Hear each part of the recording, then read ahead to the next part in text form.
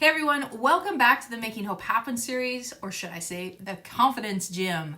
For the last few days, we have been focused on developing our sense of agency and confidence. And today we're going to continue with another confidence boosting workout, a workout that has transformed me, my work, and my life. It comes from Amy Cuddy's great book, Presence, and it's based on self-affirmation theory. First things first, what the heck is self-affirmation theory? Well, self-affirmation theory essentially says that when we feel a deep connection to what matters most to us and who we are when we are at our best, not only who we could be, but who we actually are when we're at our best, we handle stress better and we perform better. Research studies over the years have demonstrated that self-affirming activities actually reduce stress hormones like cortisol and promote powerful hormones like testosterone in our bodies, which help us perform better under pressure. They help us handle change and uncertainty with more poise, more power, and grace.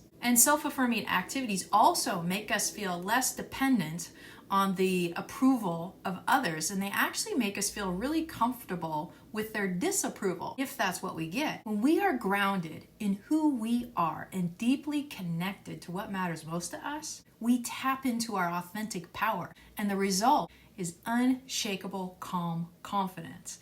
And who doesn't want that, right? Which begs the question, how do we get it? One thing researchers have found is that when we are aware of our core values, the things that matter most to us, and living consistent with them, we're more powerful. So for today's little confidence gym workout, we have a 5-part activity to prime us for performance, uncertainty, challenge, and change. Part 1, think back to a time in your life when you showed up in a way that felt powerful and authentic. Part 2, write down 3 words to describe you when you're at your best in situations like that. Part 3, look back over that list and pick out the one descriptive word that is most important to you. For part 4, write down why you picked that descriptive word.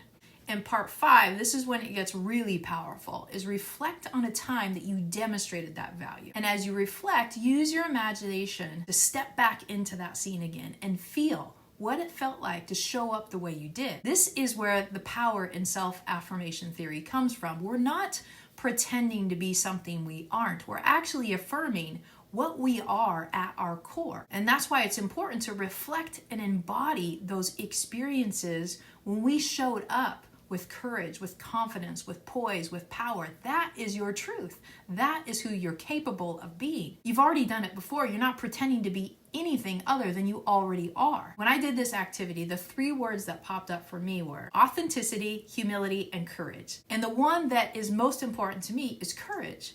And the reason is because without courage, I can't be authentic. I can't show up with humility. It takes courage to do both of those things. When I think about times in my life where I've demonstrated courage, I think about doing these videos. That is an act of courage to do these videos every single day.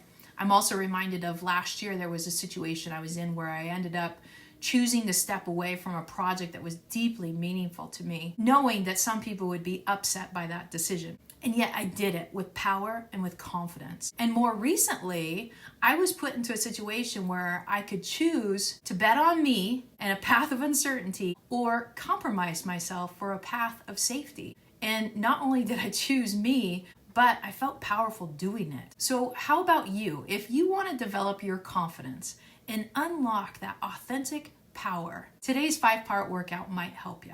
Part 1, think back to a time in your life when you showed up in a way that felt powerful and authentic. Part 2, write down 3 descriptive words to describe you at your best in those kind of situations.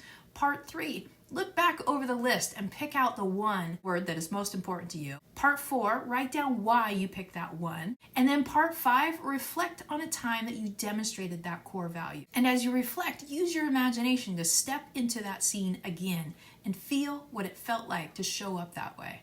Well, that's it for day 82 in the Making Hope Happen series. If you got value today, give me a thumbs up. If you're feeling it, leave your core values in the comments below. And lastly, if you know anyone who would get value out of this video, please share it with them. Maybe this message will help them live with a little more power, a little more poise, and a little more grace when it comes to navigating their changes, mastering their transitions, and making their dreams and goals come true. Until next time, have fun priming your confidence and tapping into that authentic power. Have an awesome night, and I'll see you